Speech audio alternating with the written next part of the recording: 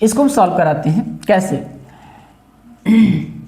माना है तो इरेशनल नंबर, मतलब सिद्ध करना है इरेशनल यानी अपरिमेय, लेकिन मान लेते हैं पिछले क्वेश्चन की भांति, माना 1/√2 एक परिमेय संख्या है यानी रेशनल नंबर है। ध्यान देना सभी लोग, एक परिमेय संख्या है। अब बात को समझिए, लगाने के तरीके हमारे पिछले वाले ही रहेंगे, क्वेश्चन सिर्फ चेंज है। आपको भी देखना है कि वैसे ही तरीके से मैं लगाऊंगा और सिद्ध हो जाएगा। आप √2 जिसमें मैंने अपरिमेय संख्या सिद्ध किया है, अगर वो क्वेश्चन आप अच्छे से देखेंगे तो ये आप बेहतरीन तरीके से आप समझ पाएंगे, बहुत अच्छे से आसानी से समझ में आ जाएगा। तो जैसे मैं इस क्वेश्चन को प्रूव कर रहा हूँ कि 1/√2 एक अपरिमेय संख्या है, इसके लिए सबसे पहले हम मान लेते हैं, माना 1/√2 एक परिमेय संख्या है। तो भाई अगर परिमेय संख्या है तो आप इसे लिख सकते हैं कि भैया 1/√2 बराबर मान लेते हैं p/q के। अगर परिमेय है तो जहाँ पर p और q जो हैं, ध्यान देना, जहाँ पर p और q को प्राइम नंबर हैं। कैसे नंबर हैं? को प्राइम नंबर हैं, यानी कह सकते हैं सह अभाज्य संख्याएं हैं।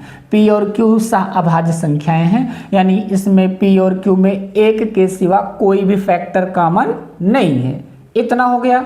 तो अब हम क्या करेंगे, पुनः अब हम ये करेंगे कि दोनों पक्षों का स्क्वायर करेंगे, है ना, बोथ साइड स्क्वायर, है ना, बोथ साइड हम क्या करेंगे, स्क्वायर करेंगे यानी वर्ग करेंगे। तो अगर दोनों पक्षों का वर्ग करेंगे तो यहाँ हो जाएगा 1/√2 का स्क्वायर और बराबर हो गया p/q का स्क्वायर।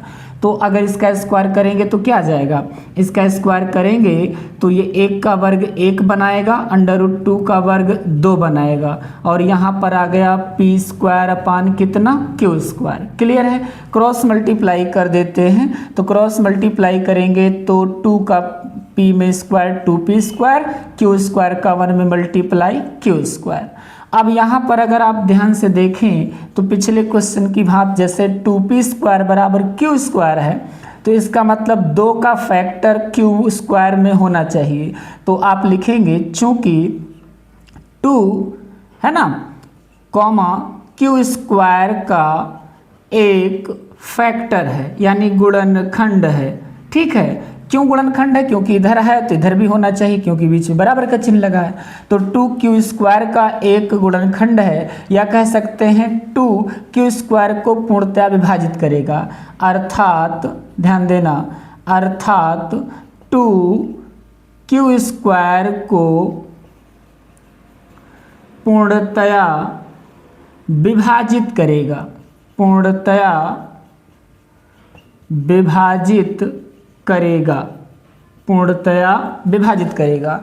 अब अगर आप देखें तो 2q² को पूर्णतया विभाजित करेगा, लेकिन अब हम इस बात को ध्यान दें कि अगर 2q² को पूर्णतया विभाजित करेगा तो 2q को भी पूर्णतया विभाजित करेगा। मैं यहाँ लगा रहा हूँ, ध्यान से देखिएगा।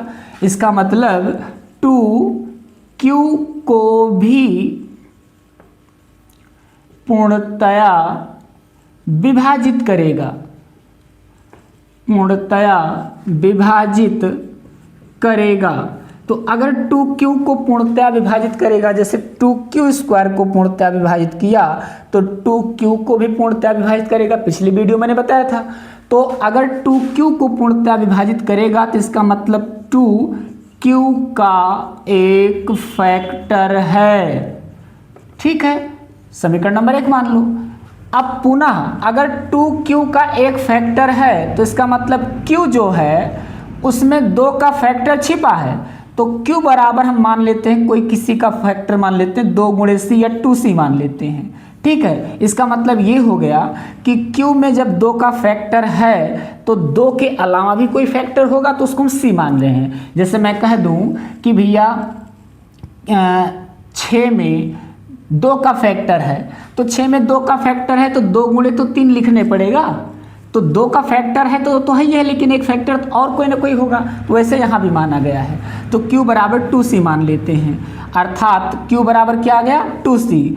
अब q का मान ध्यान देना q का मान इस समीकरण में रखेंगे, ध्यान देना इसे हम 1 मान लेते हैं, इसे हम क्या मान लेते हैं 2, तो q का मान समीकरण 1 में रखने पर, ध्यान से समझना, रखने पर क्या हो जाएगा जरा देखो, 2p² बराबर क्या आ गया q², तो 2p² बराबर q का मान 2c रखो, q के स्थान पे 2c हो जाएगा, इसका स्क्वायर करेंगे तो 2p² बराबर 2 का स्क्वायर क्या आएगा 4 और c का स्क्वायर c², तो 2 × 2 2 दूना 4, यानी p² बराबर क्या बना 2c², p² बराबर क्या बना 2c²।